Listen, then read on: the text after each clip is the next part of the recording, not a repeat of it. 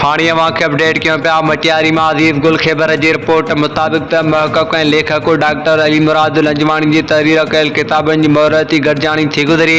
किताब सूफ़ी साफ़ कयो दोई वर्क वजूद जे साण तरतीब ॾिनल शाह जो रिसालो लतीफ़ी लात अंग्रेज़ी ॿोली सूफ़ी अज़म ऐं तहक़ीक़ बाबति किताबनि बाबति पिणु जामिया अंदाज़ में ॻाल्हि ॿोल थी। किताबनि जी मोहरत हज़रत शाह अब्दुल लतीफ़ भेटाई रज क़ाइम मक़ाम गादी नशीन सैयद ख़ावर हुसैन शाह लतीफ़ी डॉक्टर जवाद हुसैन शाह लतीफ़ी रॉयल शेख अदीबन शागिर्दनि शाइरनि वॾे अंग में शिरकत कई। तक़रीब की शुरूआत क़ुरान जी तिलावत लतीफ़ सरकार के तंद से कई वई।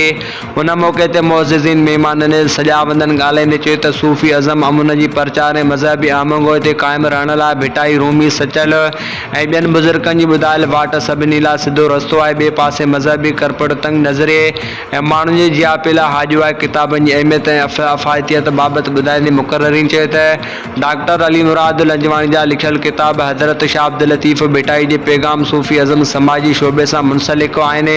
उन्हनि किताबनि मां सूफ़ी जी निसाब तरतीब ॾियण में मदद मिलंदी। उन सां गॾु नौजवान पंहिंजे साइंस या ॿियनि शोबनि सां गॾु सूफ़ी बुज़ुर्गनि जे पैगाम खे सम्झण में पिणु तमामु घणो फ़ाइदो हासिलु कंदा। उन में को बि शक न आहे। डॉक्टर पाण university of Sufi Azam and modern science भिटशा में तसूफ़ ऐं भिटाई जे बैतनि जा हवाला ॾेई अमन बाबति प्रचार करे रहियो आहे। उन अमल खे पिणु हथी वठाइण जी अशद ज़रूरत आहे।